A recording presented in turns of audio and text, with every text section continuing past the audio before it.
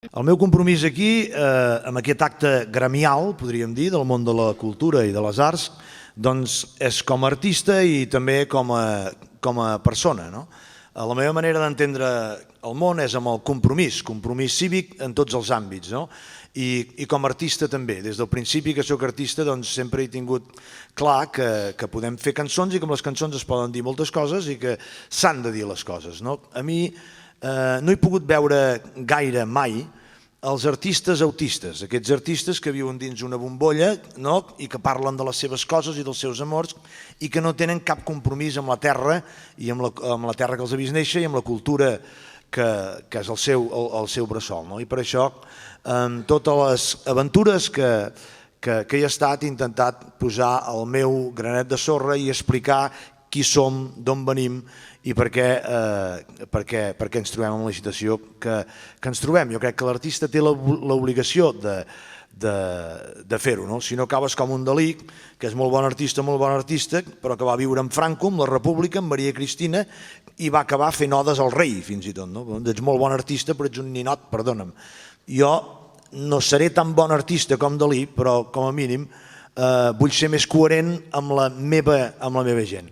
I m'agradaria explicar-vos, més enllà del fet gremial dels músics, per què soc independentista. Jo no vaig néixer independentista. Jo vaig néixer el 16 de març del 63 a Constantí i no vaig néixer, no portava una estelada aquí al cap. A mi m'hi van fer independentista. Jo vaig néixer dins d'una família, diguéssim, de dreta, dels que van guanyar la guerra, perquè m'enteneu, catalana, però orgullosa de ser espanyola. I a mesura que jo em vaig fer gran, la meva espanyolitat la vivia amb naturalitat perquè és que no sabia ni què era, ni em molestava. És quan vas tenint consciència, quan et vas fent gran, que et van explicant les coses i dius, bueno, com és que la meva llengua no... Com és que jo m'ensenyen qui és Azorín i l'arciprieste, com se deia, arciprieste com se deia aquell home, o Manrique, les cròniques per la muerte de mi padre i tot allò, i su madre, i el que va parir.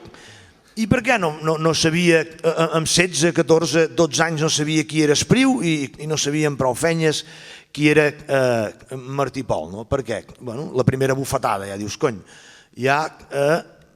Què passa aquí? Vaig anar a un col·legi on hi havia capellans progres en aquella època i em van ensenyar la llengua, em van parlar dels poetes, em van parlar dels cantautors que hi havia. Jo quan anava a casa deia, explicava una altra història que a casa no m'havien explicat perquè eren del bàndol dels guanyadors. I així, tampoc us explicaré la meva vida pas per pas, però ho intentaré de resumir-ho, tot i que tinc poca capacitat de síntesi, disculpeu-me.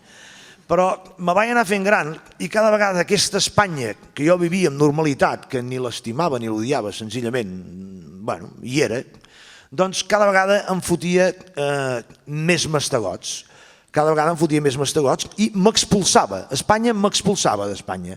Jo, amb ganes de ser espanyol, no m'ho deixaven ser. O sigui, a mi, jo adoro el flamenco, m'agrada Antonio Machado, i m'agrada el Camarón de la Isla i m'agrada molt la novel·la i la cultura espanyola, però cada vegada com més m'hi acostava com a català trobava com un rebuig natural i dic, doncs què cony passa aquí? Després, els llibres d'història que també ens la van explicar una mica malament, aprofitant que no hi ha el Jaume, poder parlaré una mica d'història, ja ho sé que tot això ho saben, ja ho sé que vostès ho saben, me'n vaig assabentar que a partir d'una guerra que l'any passat va fer 300 anys de la batalla d'Almansa, que el tall deia que quan el mal ve d'Almansa tots el cansa, que hi va haver una reorganització d'això que se'n deia Espanya o la península Ibèrica, i que arrel d'allí les coses es van distribuir d'una manera i aquesta península Ibèrica es va començar a construir a imagen i semejança de Castilla. Per què dic això? Perquè si haguessin sigut més vius els espanyols, nosaltres avui, el 2009, estaríem encantats de ser espanyols. Que passa que som tan rucs que són ells els que ens foten fora. I és aquí la mare dels ous i on vull anar. Amb voluntat de ser espanyol te foten fora. No et deixen ser espanyol a la teva manera. No et deixen conservar la llengua, la cultura i un tracte de tu a tu. Perquè si hi hagués un tracte de tu a tu amb Castella o amb els altres pobles d'Espanya, ja estem bé. Però és que no ho volen, no ho volen. Els grans separadors, els grans separatistes són els espanyols. Per què? cony, doble conclusió, a mesura que em vaig fent gran ja hi vaig arribar. Per què no en som d'espanyols? Per què no en som d'espanyols? Perquè Espanya és un invent de Castella i castellans no ho som. No ho som. Ni l'arrel, ni la cultura, ni la gastronomia, i per això estan tan a la defensiva i per això els hi dol tant.